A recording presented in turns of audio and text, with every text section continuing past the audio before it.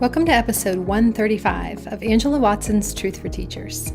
I'm your host, Angela Watson, and I'm here to speak life, encouragement, and truth into the minds and hearts of educators and get you energized for the week ahead.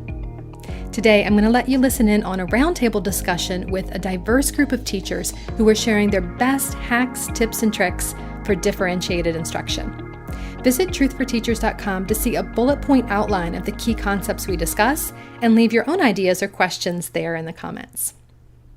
So last season of the podcast, I introduced you to an episode format that I'm calling the Productivity Roundtable. I've always thought it would be really cool to get a group of master teachers together to hash out some of their toughest challenges and also to share what's working. So joining me are 5 members of the 40-Hour Teacher Workweek Club's graduate program. These are teachers who have completed their full year as a club member, and they're now in year 3 or 4 of taking those results to the next level and really continuing to streamline. So they have done a tremendous amount of work in experimenting with various productivity strategies, both in their classrooms and at home as well, and just creating systems and routines that work well for them and their students. They all teach at different grade levels and different subject areas. They're in different types of school settings and communities. They're in diverse locations all throughout the United States. So you're going to hear what works with a variety of teaching contexts and learning styles. This time around, we're talking about how to manage differentiation. During the roundtable, we're going to move past differentiated instruction as a buzzword, and we're going to talk about what is happening in real classrooms. Each roundtable member will share how they differentiate instruction and then move into how we can make differentiation more scalable. In other words, we all know how differentiation could be done, but what are some strategies that work when you're trying to differentiate for 30 kids at once, or even more, right? So we're going to talk about those things, and then we'll wrap up by discussing their differentiation fails and biggest mistakes, as well as some traps or pitfalls that they think teachers should avoid as they look for ways to differentiate. I feel like differentiation is sort of a buzzword, and that means when it's a buzzword that it's going to have different meanings to different people. Just about every teacher is expected to differentiate, but I think it's rare to hear exactly what sustainable differentiation on a daily basis looks like. There's a lot of misconceptions out there, right? I know some teachers who are creating like 4 to 5 different versions of every single lesson plan and assignment and test, and that is causing them to work insanely long hours. So I would love for you to start by sharing your overall approach to differentiation. So for example, do you differentiate content or presentation or both? I'm Nicole Guzman, and I teach 5th grade in Provo, Utah. So when I think about differentiation, that is what comes to mind is, teachers making multiple versions of lessons. A lot of times is the mistake that gets made. And let's be real, no teacher really has that kind of time. We don't have time to do that. So for me, I think the key to differentiation is to consider your student needs while you're planning your lessons and kind of build differentiation naturally into the structures and routines in your classroom, which can be a big time saver. So some things that I like to consider are things like, is there enough visual support? Like pictures and things like that. Are there multiple entry points to your lesson? Have you planned your questions in a way that all students can participate and be challenged at some point? Do you have structures in place as far as like collaboration, so partnerships, group opportunities, things like that that can help with differentiating? Do you have a support in their reading? Like, can they use a text to speech if there's an article that goes with something or a passage that they're supposed to read, or is there an audio version? Are there options in how students can practice or demonstrate their learning? So when I think about differentiation, I try to scale it back and think about how can I meet their needs in a short amount of time with little to no prep. I'm Osaoyegun, and I'm a 1st grade teacher in New York City. I agree with Nicole about looking at the needs of your students. I think that differentiation needs to be meaningful and purposeful, and it only ever becomes a buzzword when, administrators are under pressure from parents who think that their kids aren't necessarily getting what they need in the classroom. And so sometimes teachers react to that because they feel they have to.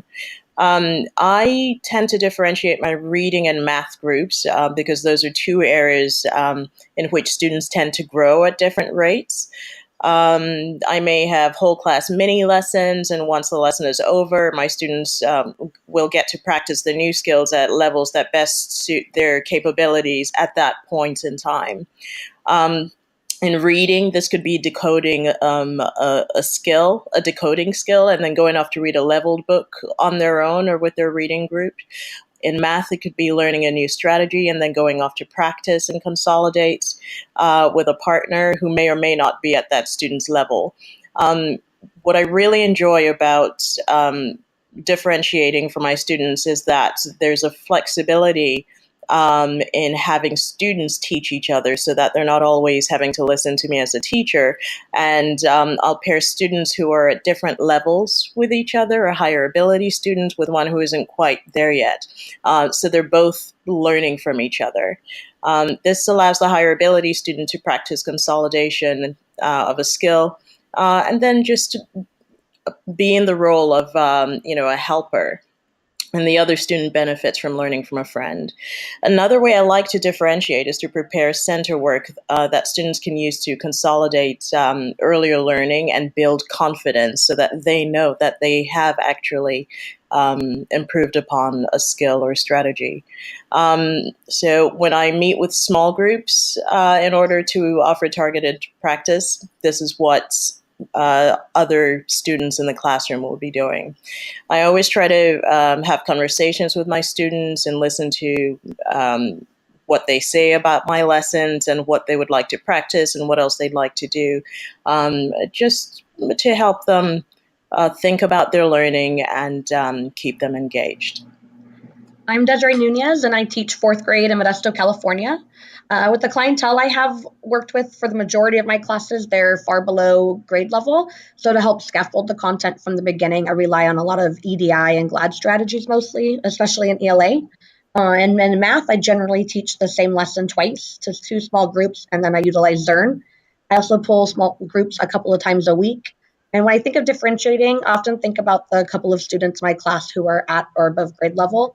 I don't get as much with this group of students, but so far I've utilized hyperdocs, giving them more freedom or choice with an assignment, cutting out the scaffolding pieces they don't need, or offering an extension piece that's fun or related to their interests.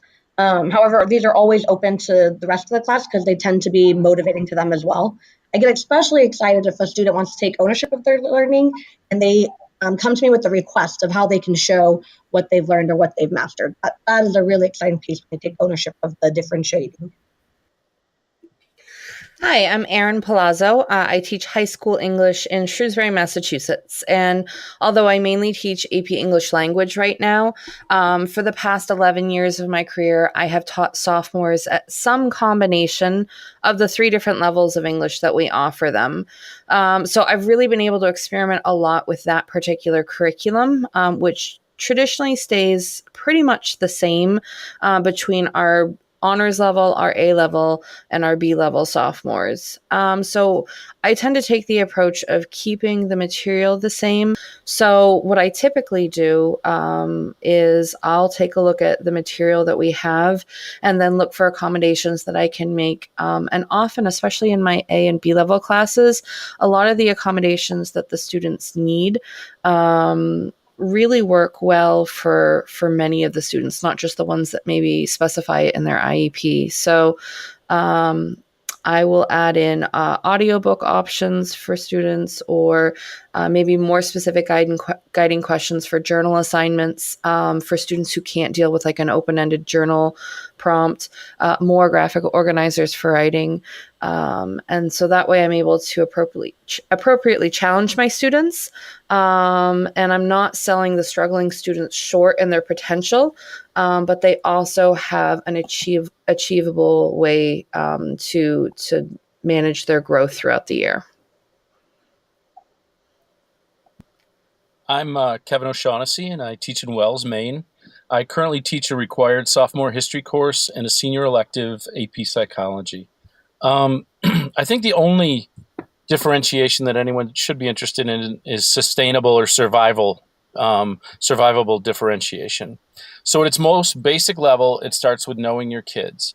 So in the beginning of the year, I have them complete surveys that give you information about their lives, their interests, their aspirations. I also will do a parent survey to try and get information from their parents also. And after this, I try to meet and directly refer to some of the information from their answers just to let them know that I've actually taken the time to read and think about the responses. And it can be as simple as saying, I know you're interested in art and drawing. Why not do an art exhibit as a part of your social studies project presentations? So project presentations are a major assessment in each of our units. So we offer choices on topics, formats like Google Slides, art exhibits, videos, journal entries, and then we might modify the length or depth of the project based on the individual student needs. But day-to-day stuff, and the part about having 4 to 5 different versions of every lesson plan is absolutely nuts. It's a one-way ticket to burnout, and it's just the kind of thing that drives really energetic and talented teachers right out of our profession. So do not do this. And if you are an administrator and you listen to this podcast, you're probably pretty special already because administrators rarely want to hear truth from teachers. You need to protect your good young teachers from burnout. My social studies teachers and colleagues and I were very fortunate to have worked with a veteran social studies teacher or a special education teacher who helped us build a differentiated curriculum that was sustainable. So all of our curriculum started with Google Slides that previewed important concepts and vocabulary for the next part of the content. And each slide had an image and a keyword or phrases that were mirrored in the students' graphic organizers. So most of our kids could see the slide, match the image to the vocab word, and then write in a definition, which we also put in red. And if they couldn't do that, we printed out the slides and had them highlight the definitions. So the slides were based off an online reading assignment that most of the kids read, but some kids only basically answered questions off of those slides. We called that Tier 2. And we basically had multiple choice questions, but we would, for kids that we saw as needing a lower level or some scaffolding in Tier 2, we would give them fewer choices on multiple choice. And the same with written responses, usually a sentence or two less than whatever the standard response was for most of the kids. This was true for quizzes and tests. When we did concepts, images, and vocabulary, we had fewer choices. But you can't survive doing elaborate flips and twists to accommodate all learners every single day. What you can do is build in a series of flexible routines that allow for tiered assignments, tiered assessment, and student choice on topic and product for major projects and presentations. Yeah, I like this idea of the flexible routines because you're right. There are some more elaborate types of things that you can do for differentiation, but it's just not sustainable. You can't do that on a daily basis. So I'm wondering if you all can share some examples of a tool or just a quick strategy that's made it easier for you to differentiate. I mentioned Jupyter Grades and Juno in the last podcast, and I've found them to be really valuable tools for differentiation. But you certainly could do this in any sort of multiple, Google Forms or things like that. But it's really easy to create your standard assignment or assessment and then copy that into a new, what they call pod, but a new Google Form, whatever, and edit to create a tiered option with fewer multiple choice options, less sentences, and for written responses. These can be shared with colleagues. You can revise them or use them as a template for future assessments and assignments and get shared back to you. My other big strategy is to incorporate student choice on topic and product as much as possible for major assessments. If you have to differentiate, and I think you should on major assessments, that's where you really want to spend your time. The harder part is making sure you can use the same rubric to evaluate those assessments. So collaboration, common scoring sessions, and patience really help. But as someone once said, it's worth it. When I was a younger teacher, I found that having a good classroom management strategy was key to successfully maintaining a high quality of instruction. But I still struggled sometimes in terms of making sure that I got to meet with all of my students. And then I discovered the Daily 5 and Cafe programs. And those were particularly helpful because the Daily Five is a classroom management system that teaches students steps to learning independence. So along with all of the classroom routines that I was teaching at the beginning of every year as a teacher, I practiced these steps with my students at the same time. And then I knew that if I was working with a small group of students, and the others would be doing meaningful independent work. And this worked out really well for my kids, because I knew that whenever they were finished with work that I'd given them, then they could do independent projects, which is another way of differentiating for them. But I think that any program that encourages students to become aware of their learning goals and teaches them how to be independent learners with occasional check-ins with a teacher can only help to maintain a high quality of instruction. I agree with a lot of what Osa just said. As I mentioned before, I believe building classroom routines into that naturally allow for differentiation is really what makes it more manageable and sustainable. Osa mentioned Daily Five, and I agree with her. It's a great framework for setting up literacy instruction. What you do within that time can vary, but it's an excellent framework. I teach upper grades, so I've actually adapted it to the upper grades, and so we do what we call Daily 3. We took out listen to reading and read to someone. And so we focus on the things that are most important in upper grades. So we've scaled it a little, but it's really helpful to be able to differentiate. I also use a similar framework during math time.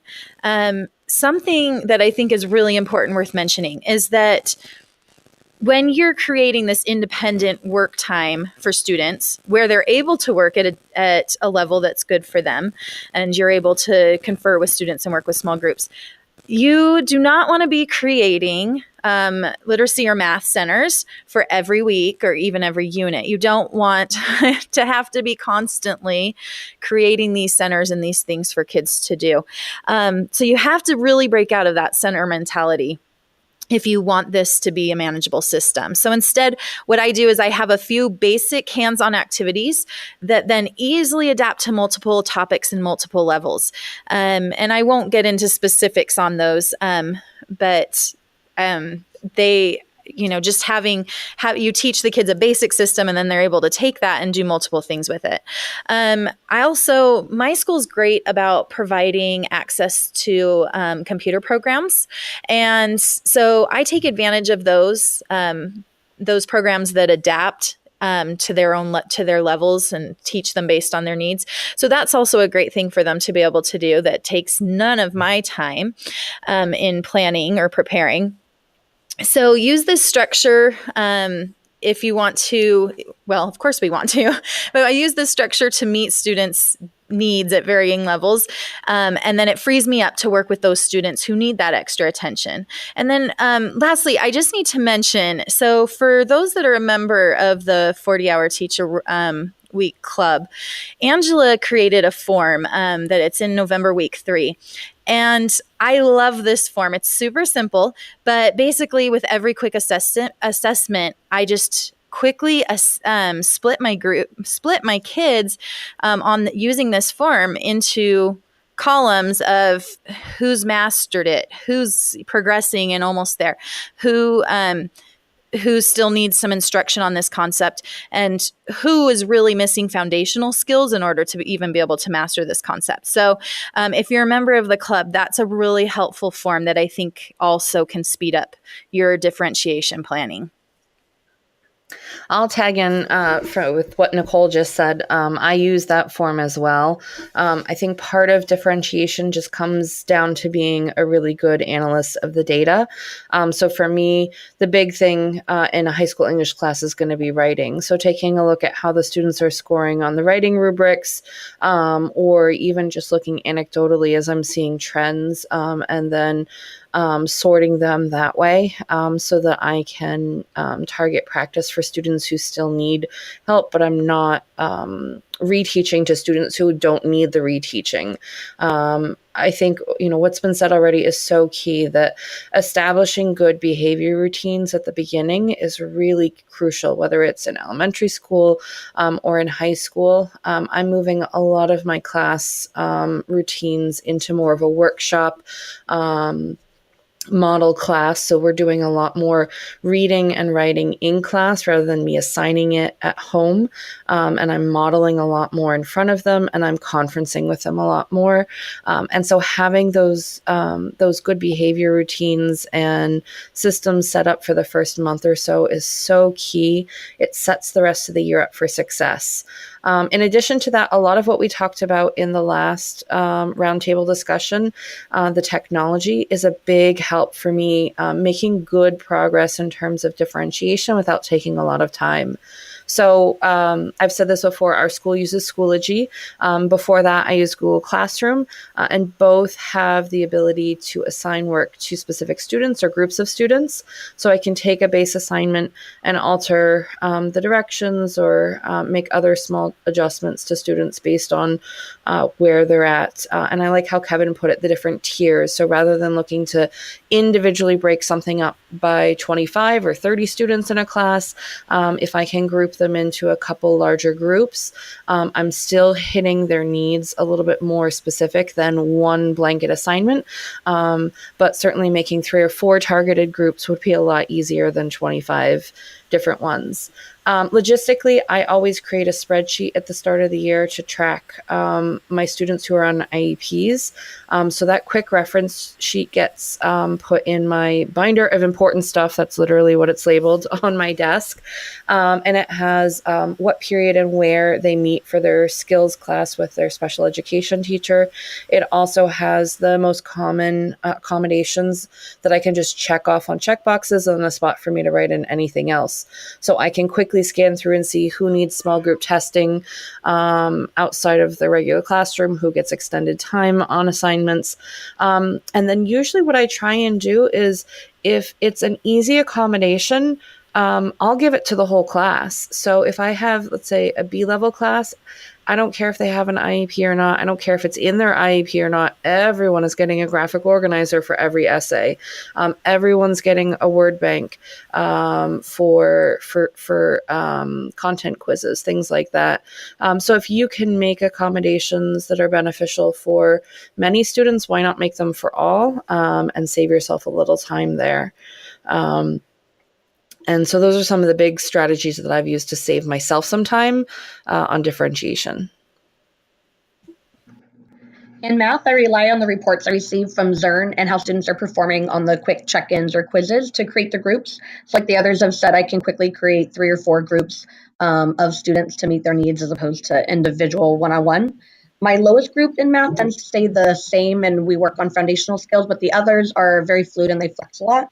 When I work with these groups, I bring in more manipulatives and either use the whiteboards or all the extra copies of practice problems that we're provided with. I just really try to utilize what I already have quickly accessible to me to save time.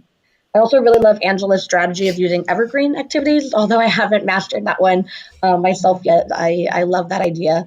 And our ELA curriculum is Benchmark Advanced. So to make this more accessible to my students, as I mentioned before, I use a lot of GLAD strategies, multiple reads of the text, EDI lesson designs, creating learning progressions. I just try to make that first tier of instruction as accessible as I can to my whole class so I have less differentiating later. And as the others have also mentioned, there are a ton of different technology resources that make this differentiating really quick. So far, I utilize Google Classroom, Zern, MobyMax, and also HyperDocs. Desiree, that actually sounds like you have done a lot of sort of evergreen activities, meaning, using the same types of things over and over again rather than having to reinvent the wheel. Yeah, that's I guess awesome. they're just not as good as your ideas and the ones I see on the Facebook, but I'm working towards that. I think that's one of the pressures that teachers always feel like, right? There's always like, oh, there's this better idea out there, and there's always something more that I should be doing. But it sounds like all of you really have a lot of strategies in place already. And sometimes we need to not feel pressure to keep reinventing the wheel and looking for these other things. Because learning through trial and error is really time consuming and really draining. And so if you find something that works, stick with that. Keep looking for ways to refine it and make it better. And, then you're not spending so much time looking for something new.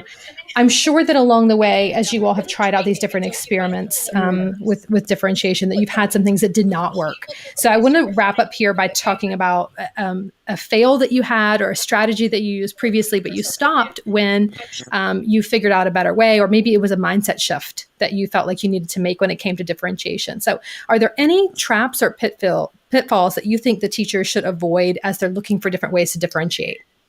I would say giving into pressure from parents or administrators in terms of what your homework should look like. I remember one year early on in my career, I attempted to give differentiated homework because a parent had said that their child wasn't being challenged at home, the homework was too easy, and they wanted to see something more.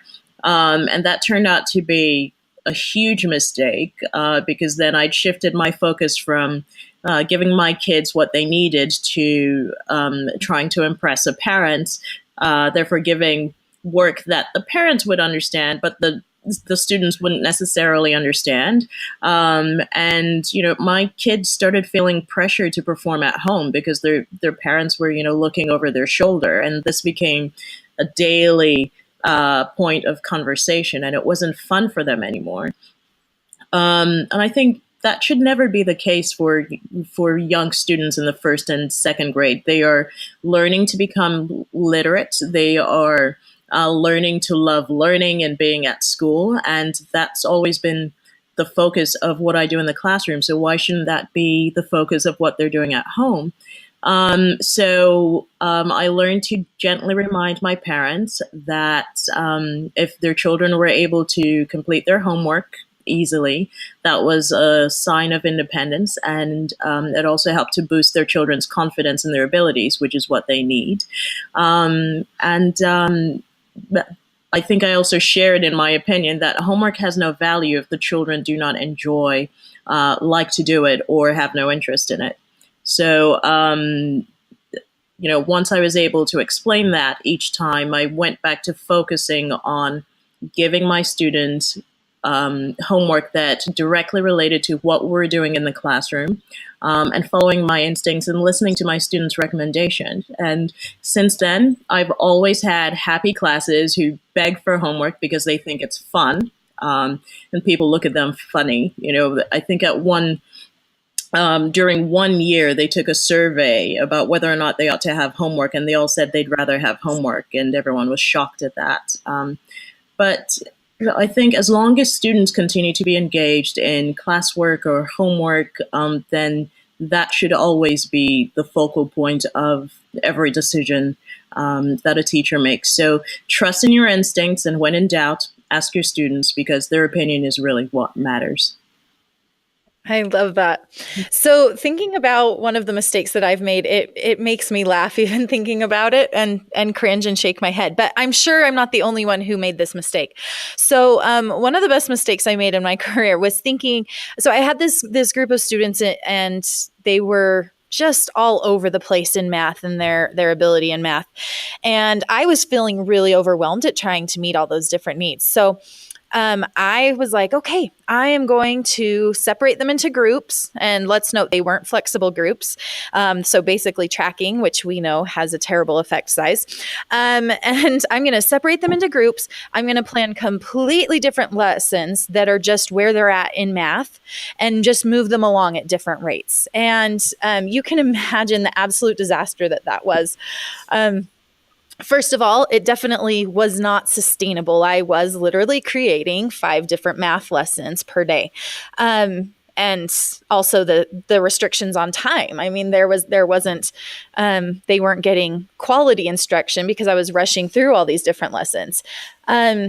And another reason that it was such a disaster, or probably did more harm than good during that short time that I tried it, and it was short because it was not sustainable.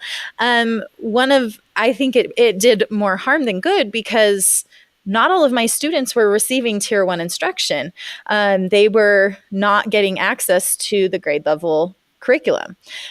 So we've mentioned and kind of alluded to it throughout this podcast. I think Desiree even specifically mentioned it earlier, but I have found that the workshop model has really been conducive to easily differentiating. And I pretty much use it for much of my day. And so how that works is I just teach a whole group lesson, and I weave in those good differentiation strategies in that lesson. I think, as was mentioned before, that having that good tier 1 instruction. And then the kids, as they work on independent tasks and assignments, I spend the remainder of the time conferring with students and working with small groups that are flexible groups and that are strategy and skill focused groups. So just don't make the mistake that I made. Differentiating does not mean that you have to plan 5 different lessons every day. I just want to thank you, Angela, before I answer this question, for inviting us all here and bringing us together. And I think a lot of what we're talking about right now has to do with the fact that we feel this need to be incredibly productive given all the things that have happened to us. And a lot of the mistakes you make with differentiation are based on that sort of pressure you feel. And I just wanted to take a moment to thank you for that, and also say that I think part of what we're seeing in this country right now is, with the teacher strikes and the walkouts, is we're beginning to realize that we need to advocate for ourselves more. And I just want to thank you for basically providing that voice. On to my mistakes. So for several years, as part of those major assessments, those presentations, we really tried to give bonus points to kids whose projects were at the higher levels of the Bloom's taxonomy. We love David Sousa's book, How the Brain Learns. So we literally taught the kids the taxonomy and then had them choose the Bloom's level they were going to go for with their presentation. So the kids chose their topic, the presentation format, and then the Bloom's level they were going to do. And it sounds wonderful in theory, but we couldn't make it work. The grading just felt way too subjective, mushy, arbitrary.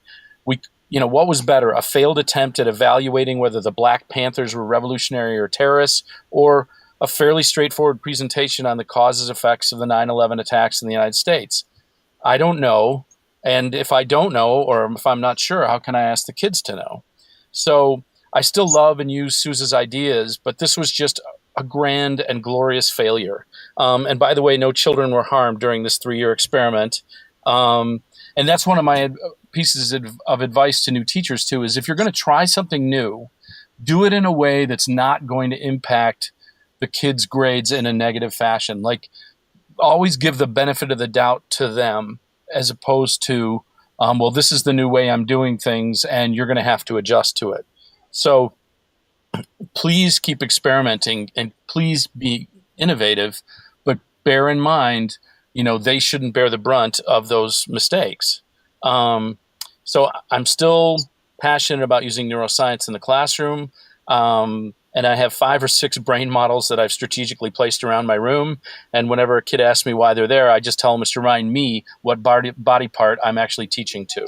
So make your mistakes, be as innovative. We need innovation from young teachers, but also admit those mistakes and make sure that the kids don't pay a price for those. I love how open and honest everyone's being, sharing their mistakes. It's a great reminder of how valuable it is to learn from each other, and to learn from our own and others' mistakes. I think for me, mine is going to echo a lot of what Nicole was saying about using the workshop method. which I think we often associate with elementary school teachers and elementary school models. And the more that I research, the more that I'm realizing the need to use that in a way that's effective in a high school English classroom in order to differentiate in a way that's meaningful for my students and not just canned. I think for a long time I had differentiation and the whole learning styles idea meshed together in my head. And the more research I read and the more it was kind of debunked for me, this idea of the visual learners versus the auditory learners. And I stopped obsessing over, I would have beginning of year surveys and what's the trend in the class and tailoring lessons. And not that having choice is a bad thing or different creative ways of expressing. I still do all that. But I stopped fixating on this idea of hitting every single learning style and every unit and every project assignment, and began thinking about ways to reach where they were at cognitively instead. And like I said, that kind of happened around the same time that I was making that shift that I'm seeing a lot of English teachers making, which is moving away from the content-driven teaching. So I tell the kids, if I see you 5 years from now, I'm not going to stop you in the street and say, do you remember the characters from To Kill a Mockingbird? And can you name all 9 comma rules by heart? But I care more about the skills and their application. And so we think about what life conversations can we have now that we've shared this reading experience of To Kill a Mockingbird. How can I encourage my students to become lifelong readers, to enjoy reading? How is this writing passage crafted? What makes it effective? How can we mimic the structure and the style to improve our own writing?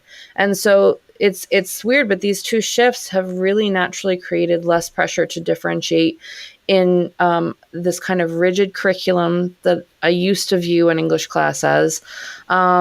And yet, paradoxically, it's helped me find a more manageable way through doing lots of conferring with my students for me to meet them where they're at, which is all different levels. And so I know we've talked a lot about not doing 25 different lessons or sets of materials, but at the same time, by adapting the workshop method for the high school English class, I've really found a great way to be able to meet with students in small groups and one-on-one where they're at.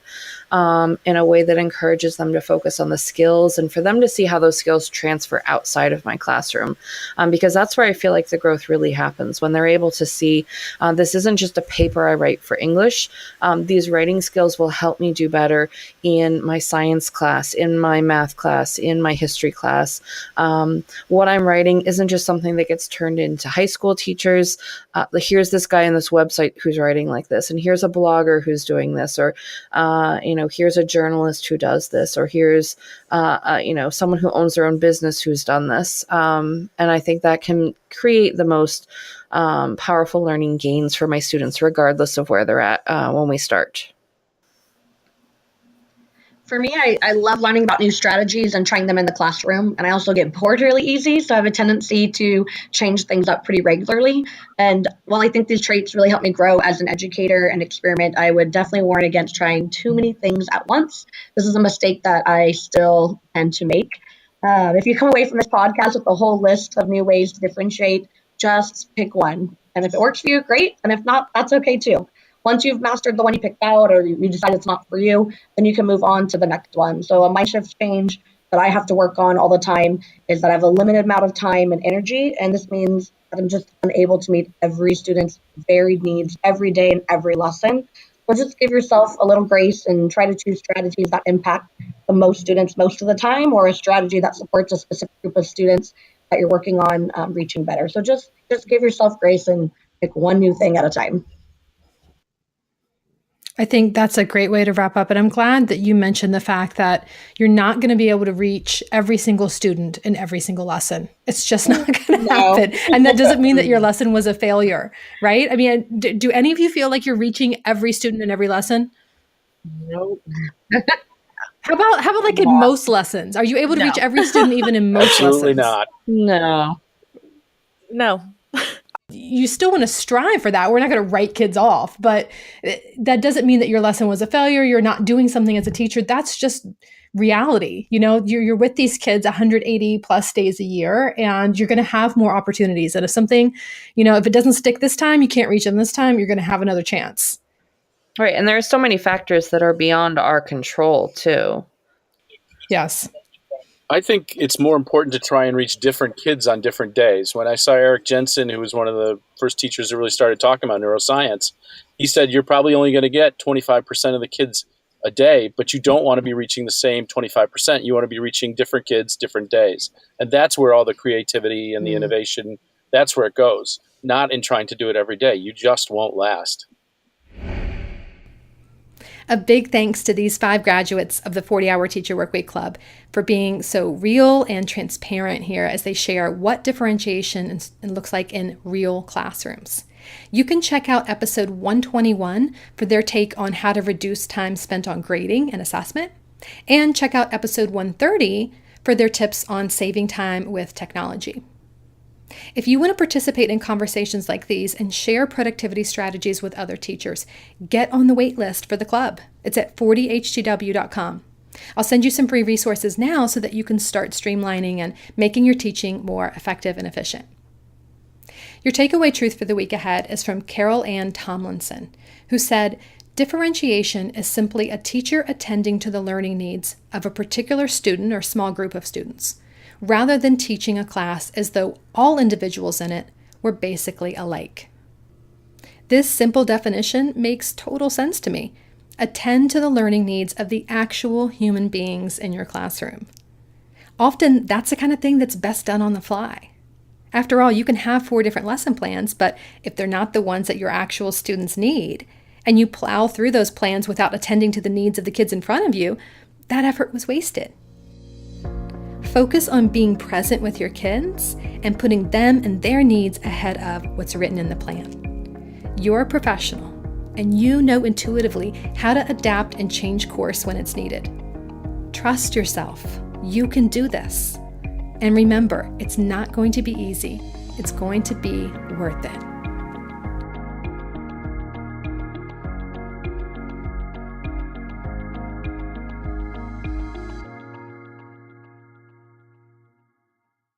Want more than just a weekly podcast episode from me?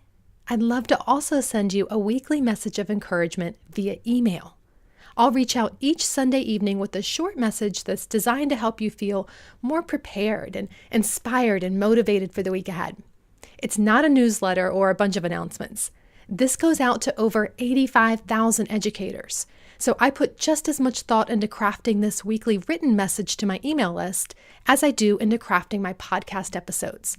And it's entirely unique content that you won't find anywhere else online. Just go to thecornerstoneforteachers.com/subscribe and you can sign up. That's thecornerstoneforteachers.com/subscribe.